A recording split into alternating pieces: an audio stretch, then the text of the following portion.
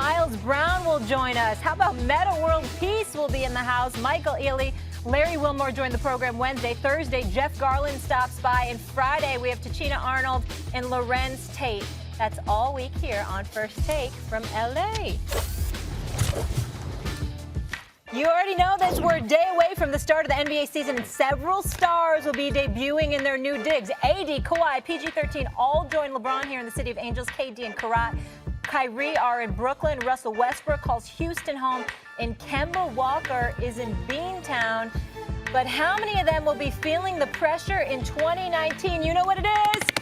Time for Steven's A-List. Your boys in the house in LA studios. I got my man Mike Wilbon over there. My man Boris Kodjoe right here. We'll get to, trust me, he'll agree with everything I say because that's my brother. He knows better. Let's get to the top 5 NBA players under the most pressure max for this upcoming 2019-2020. Number 5, Kyrie Irving.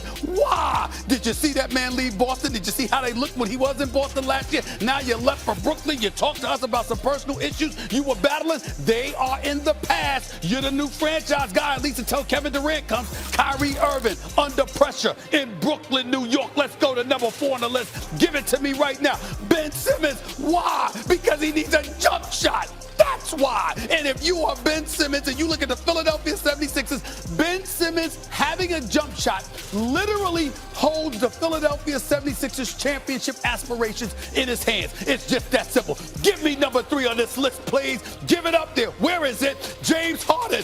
Why? Because you're James Harden. That's why. Because you average 36. That's why. Because you're one of, if not the most prolific scorer in the NBA. But there's no birth to the NBA Finals to show for it since you've been in Houston, and now you got Russell Westbrook there. CP3 is gone. You got to get that done, James Harden. Let's go to number 2 on the list. Give it to me.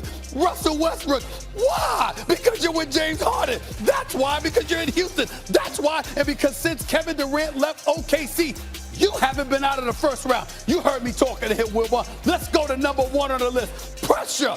Give it up now. LeBron James. You're supposed to be the king, but the crown belongs to Kawhi Leonard.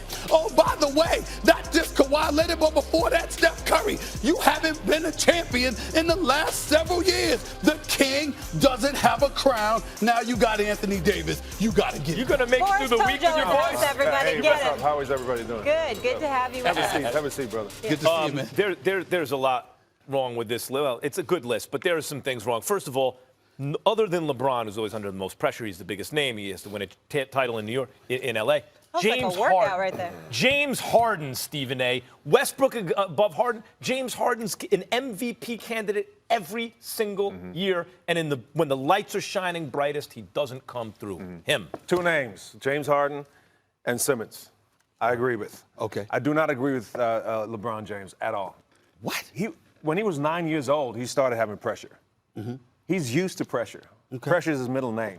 That doesn't mean he doesn't have it. It just means he can deal with it. Well, pressure has to do with public perception and what you expect of yourself. It's a combination of the two. Okay. He always expects excellence from himself. He's used to that. So he's not going to feel any extra pressure this year just because he's playing. And now he's got AD. Oh, I With- disagree. with the- because last year he didn't have a championship caliber team around him. And by the way, That's motivation. He has new I don't motivation. think he really quite And he was does hurt yet last year. either. I think they're close, but it's going to take him another year to put the pieces just right. But Boris? the expectations now by people like Stephen A. is they're going to win it all this year. Let me come to you with this one. Okay. And I'll leave this to you. I'm going to give you the floor. Please. It's L.A. Do you realize that if LeBron James doesn't win a championship in L.A., he will be the only marquee superstar in the history of the Lakers franchise, dating back to the NBA's inception with George Mikan. Elgin. Well, Elgin was retired. He- I mean, that year he retired, they got the championship, but I got it. But the point is, he will be the only mega superstar other than Elgin Baylor to have not won a championship in a Lakers jersey. You realize that? He's not worried about that. Okay. He's got arguably the best power forward in the league next to him for the first time. He's never played with somebody of that caliber before. He's got a team around him that'll support him. Wherever he goes, the team will follow. He is one of the most intelligent players we have in this league. He knows how to manage his time throughout the season. in terms of injuries. He's got which is a in huge... his same building, not just in the same town, in the same building, the reigning and defending what? Finals MVP, who has a Finals MVP for the defense he played on LeBron before he even knew what he was doing, who's in his prime with Paul George on a team that just won 48 games. It took a fully loaded Golden State team 6 games in his building. He's LeBron James. He will excel at any stage of the season, especially playoffs. He will be LeBron James. LeBron is going to do LeBron. But that's still pressure. But there's nothing new to him.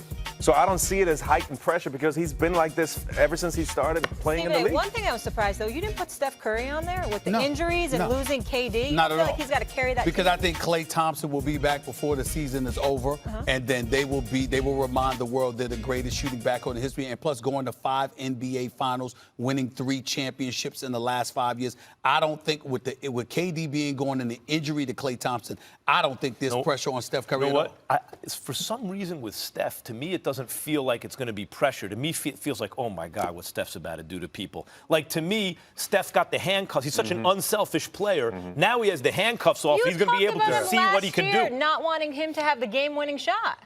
Compared to Iggy, KD. who I felt was cooler under pressure, even though not nearly the shooter. But Steph showed me something. These things are not set in stone. Steph showed me something in the finals last year for the first time with the money on the line. He was hitting big shots in the finals. Speaking of big shots, he's going to hit about 30 of them every game this pretty season. That's the thing. Pretty much. He's going to have the green light Yep. and like going to need as the best thing for the team is that he shoots a lot. Yep. Let me ask you this, because you and your wife, obviously, A-listers out here in Hollywood. Do you feel like there's any shot if Kawhi comes out here PG-13, they dominate, they win the chip, can they ever turn this city, this younger generation, or is it always going to be Lakers town? Lakers is a legacy brand. It's a legacy franchise. It's going to take 50 years for the Clippers to even compete with that kind of legacy, even if they win 5 championships in a row. It's just the way that LA has been built. But I think it's interesting because for the first time in a lot of years, we have true parity. I think the Clippers were a real playoff team last year. Doc Rivers is a genius. And I believe that with the addition of Kawhi and PG, they have extra offensive powers, but also on the defensive end, they're going to be monsters, especially on the perimeter. What you said about Doc is right on the money. They have a great coach. Like, we can't overlook the advantages they have, not only as a cohesive unit from last year, add 2 MVP caliber players, but they have a great coach. And the Lakers have a coach. Well, Boris, you don't realize this, but you just made my point for me. Because of the brilliance of Doc Rivers, could you imagine if LeBron and the Lakers lost out to the Clippers? No pressure there, huh? I think it is. I think it is. It's not going to happen. Disagree. It's not going to happen. It's not going to happen. It's not going to. LeBron is going to be LeBron. He's the king. He's going to be the king. He's going to be MVP? I think LeBron's going to be MVP. It's going to be between him and Steph Curry. I think Steph Curry has a shot to be MVP because of what we just talked about. He's going to Have take him carry the Steph load? for MVP. That's interesting. His real quality, his real genius is going to come out this season without KD. And By the way, Let's talk Donovan about you. Mitchell, Jason Tatum, there are some other young guys with pressure, too. Yeah, tell us about CoFit. CoFit is a family fitness app that we came up with, my brother Patrick and myself. We figured out that there's no fitness apps for families. You know, our kids, they don't have PE at school anymore.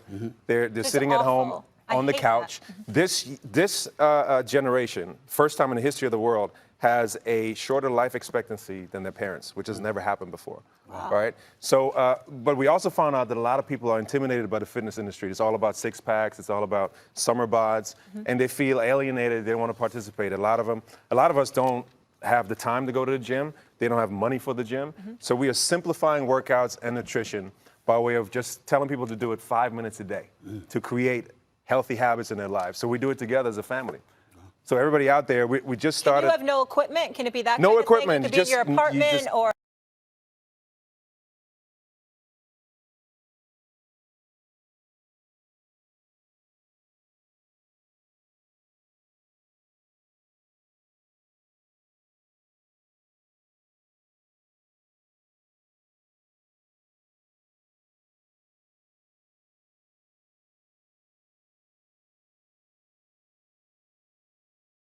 Need any equipment. You got Yeah. 5 That's right, you minutes. got 5 Yeah. minutes. Okay. All about living your best life, being healthier. It helps your hair grow too, Steve. Yeah. Sure. I knew he was going to It's throw that proven. in. I knew he was going to throw It's You that may in. not be the best spokesman for that part of it. saying? Well, I've been telling him I gave up on it. I said, let it go. He's right. You don't tell LeBron He's that. not You gonna didn't tell shave it LeBron off. that. He's younger than me. Hey, next time I see I'm in him, my I'll tell him. 50s. I'm in my 50s. So what? I got you. Boris, I got thank you so much for being with us. Appreciate you. You know? Up next here on First Take, we are talking Cowboys. Who better to do that than the playmaker Michael Irvin? Here for a whole hour. Get your towel ready. Lord. There he is. On one already. My What's up, It's man? on. Let me tell you, I know. How you doing, Molly? Hey. I know you didn't expect this, did you? Yeah, when you were calling me, you didn't expect it to go down like this. Boy, we got a lot to talk about. Oh, boy. Yeah. Oh, we got a boy. lot to talk about. Boy, hey, life is good, folks. Life is good.